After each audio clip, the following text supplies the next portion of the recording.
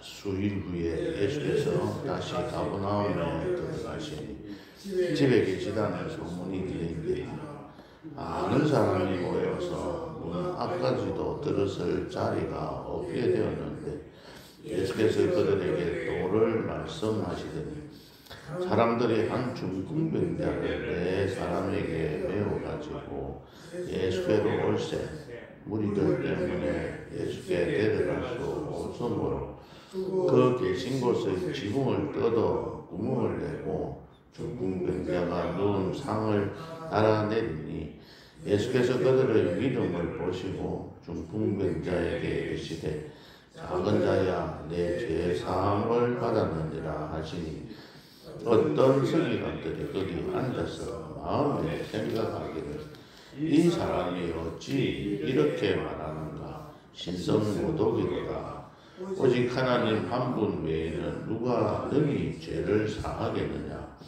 그들이 속으로 이렇게 생각하는 줄을 예수께서 곧 중심에 하시고 이르시되 어찌하여 이것을 마음에 생각하느냐. 중풍병자에게 내 죄사함을 받았느니라 하는 말과 일어나 내 상을 가지고 걸어가라 하는 말 중에서 어느 것이 쉽겠느냐. 그러나 인자가 땅에서 죄를 사하는 권세가 있는 줄을 너희로 알게 하려 하노라 하시고 중풍병자에게 말씀하시되 내가 내게 이르노니 일어나 내 상을 가지고 집으로 가라 하시니 그가 일어나 곧 상을 가지고 모든 사람 앞에서 나가거늘 그들이 다 놀라 하나님께 영광을 돌리며 이르되 우리가 이런 일을 도무지 보지 못하였다 하더라. 아멘. 수일 후에 며칠 좀 지나서 예수님께서 다시 가버나움으로 가셨습니다. 가버나움이라는 곳이 바로 예수님께서 갈릴리 지역에서 복음을 전파한 중심 지역이라고 했습니다. 거기에서 다른 데 갔다가 또 다시 가버나움으로 오셨다가 또 다른 데 가셨다가 또 돌아오고 이렇게 하셨던 중심 어떻게 보면은 캠프 중심 캠프였다 그렇게 보면 됩니다. 많은 사람들이 또 소문을 듣고 모여들었습니다. 그래서 들었을 자리가 없을 정도로 많은 사람들이 모였고 이때 예수님께서는 그들에게 도를 말씀하셨다. 또 로고스라는 말인데 말씀을 가르치셨다 하는 겁니다. 중요한 것은 우리가 이 땅에 살면서 병 고치는 것도 중요하고 또 우리가 생활에 여러 가지 문제들을 또 해결함 받는 것도 중요한데 가장 중요한 것은 이 말씀을 제대로 깨닫고 제대로 들어서 그 말씀대로 순종하며 살아가는 그 삶이 가장 중요하고 그 일을 위해서 예수님께서 이 땅에 오셨습니다. 가르치신 것이 주된 업무였죠. 일이었습니다. 사역이었는데 병 고치는 거, 또 자신의 문제들을 해결해 주는 그것에 많은 사람들이 급급하고 500여의 역사 같은 경우에는 자기들이 빵을 주는 것, 배고픔을 해결함 받았던 그 자체가 그렇게 귀하고 신기해서 사람을 예수님을 따를 때 그러니까 예수님께서 배를 타고 저쪽 편으로 가시게 된 거예요. 못 따라오게. 그런 자들이 그 말씀이 그리운 사람들은 예수님을 따라갑니다. 힘들고 어려워도 끝까지 예수님을 포기하지 않고 따라갔던 것은 제대로 된 깨달음이 있는 사람들이 그러한 자리에까지 이르게 되고 예수님께서 십자가에서 못 박혀서 죽으셨을 때 그때에 있던 백부장은 진정으로 하나님의 아들이다 하는 것을 그들이 깨달았을 때 그 백부장은 회개하고 그 복음 전파에 나섰다는 그러한 사실들을 기록하고 있고 또 로마의 여기 바티칸 성당에 가면 이 백부장의 상이 이렇게 하나 세워져 있습니다. 그 정도로 아주 하나님을 깨달았고 제대로 본 사람들은 자기의 일생을 바쳐서 주를 위해서 일할 수 있게 됩니다. 이곳에서 우리가 첫 번째 생각해 볼 수 있는 건 발상의 전환입니다. 나에게 문제가 해결하려고 지금 중풍병자를 메고 내 사람이 옵니다. 와서 보니까는 사람들이 너무 많아가지고 들어갈 수가 없는 거예요. 포기할 수도 있을 겁니다. 아이고 뭐 어떻게 할 수 없는 상황에 그래서 밀고 들어가려니까 사람들이 도저히 해결이 안 되니까 지붕 위로 올라가서 지붕을 뜯고 구멍을 내어서 중풍병자를 밑으로 내리는 거죠. 달아 내리니까 예수님께서 보시고 그 병을 고쳐주셨습니다. 근데 단순적으로 간편하게 그냥 읽을 수도 있는 부분인데 우리가 이 땅에 살아가면서 항상 부딪히는 문제들이 있습니다. 벽에 탁 부딪힙니다. 부딪히면 이 벽을 뚫고 문을 내든지 창문을 내어가지고 뚫고 나가는 방법들도 있고 안 되면 계란으로 바위를 한번 쳐보기도 하고 이런 어떤 과정들을 거쳐야 되는데 쉽게 포기해버리는 경향들이 있습니다. 물론 신앙적인 문제 아니더라도 이 세상 삶 속에서도 그러합니다. 이 발상의 전환이 있거든. 그러니까 우리가 표를 쭉 두고 있듯이 오른편에 던지는 거죠. 왼편에 던져야 되는 어떤 왼쪽이 그쪽에 고기가 많을 거라는 생각들을 가지는 거죠. 자기가 고집하는 편 위치가 있는 겁니다. 근데 주님께서는 그게 아니고 왼쪽이 아니고 오른쪽에 던지라. 그 하나가 발상의 전환이거든요. 왜냐하면 지금까지 생각할 때 이 배 왼쪽이든지 오른쪽이든지 바닷 가쪽이 더 고기가 많이 잡힌다든지 아니면 바다 중심지 쪽이 더 많이 잡힌다든지 이런 고정관념이 다 사람들에게 있는 거잖아요. 네, 군량식 하시는 우리 장로님들 자기 이 방법이 다 있지 않습니까? 네, 그 방법에서 벗어나지 못하는 경우들도 또 있는 겁니다. 물론 그게 가장 좋은 방법일 수도 있는 겁니다. 그렇지만 이게 어떤 벽에 부딪혔을 때 다시 다른 방법들을 이렇게 생각해 보는 그런 지혜들도 하나님께 기도하는 가운데 얻을 수 있으면 합니다. 그래서 지붕을 뜯는 겁니다. 지붕을 뜯을 수 있도록 우리 같은 이런 경우에는 지붕을 못 뜯죠. 그 이스라엘 나라의 가호의 특정에 뜯을 수 있었습니다. 이렇게 해서 그걸 달아내렸습니다. 두 번째는 그래서 그것을 보시고 예수님은 믿음을 보시고 그랬습니다. 그 달아내리는 게 믿음입니까? 지붕을 뜯어가지고 달아내리는 게 그 사람들이 그렇게 해서라도 하나님께 주님께 딱 갖다 내면 이 중풍병자를 고칠 수 있다는 확고한 신념이었다는 거죠. 그죠?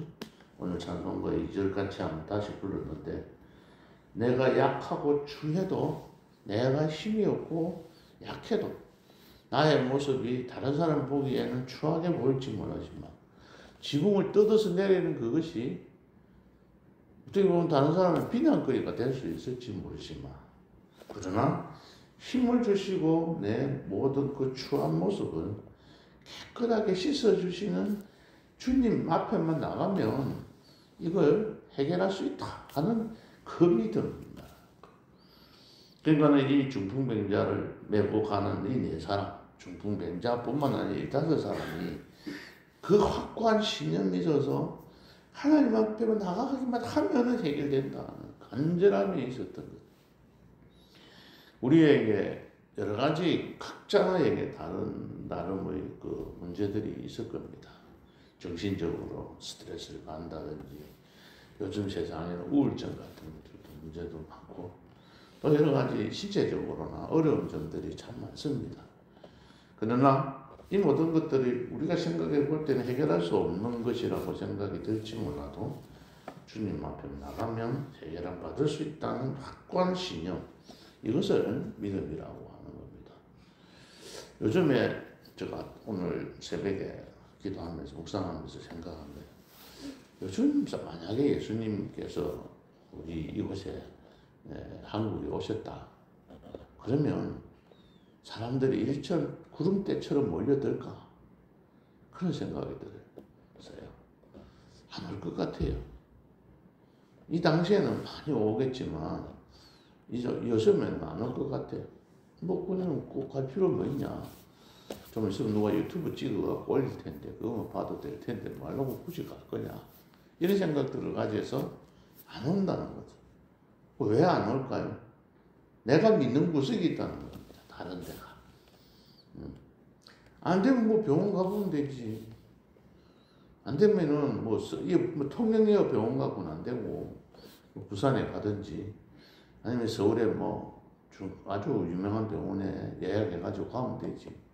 뭐 예수님한테 꼭 교회 가야 되나? 교회 가서 기도한다고 뭐 해결되나? 이런 생각들을 갖게 되는데 그건 믿음이 아니에요. 믿음이 있는 자들은 그 예수님을 쫓아가게 됩니다. 남들이 비난하더라도 왜 그 지붕을 가만히 있는 지붕을 뜯어가내려 하고 막 불평하고 원망한다 할지라도 아니야. 예수님한테 가면 해결돼. 어리석게 보일지 모르지만 예수님 앞에 가서 기도하고 하나님 앞에 모든 것 다 맡기면 하나님께서 해결해 주시오.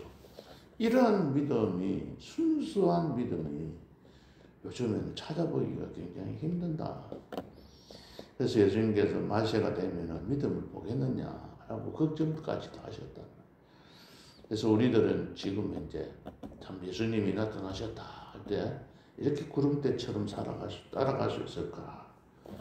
그게 믿음입니다. 이 오늘 말씀의 중심이죠. 믿음이 내 믿음을 보시고 그들의 믿음을 보시고 이렇게 하나님께서 예수님께서 낫게 해주셨습니다. 그 다음에 한번 생각해 볼 수 있는 것은 세 번째로 생각해. 그냥 나가서 그래 고침을 받았다. 일어나 걸어가라.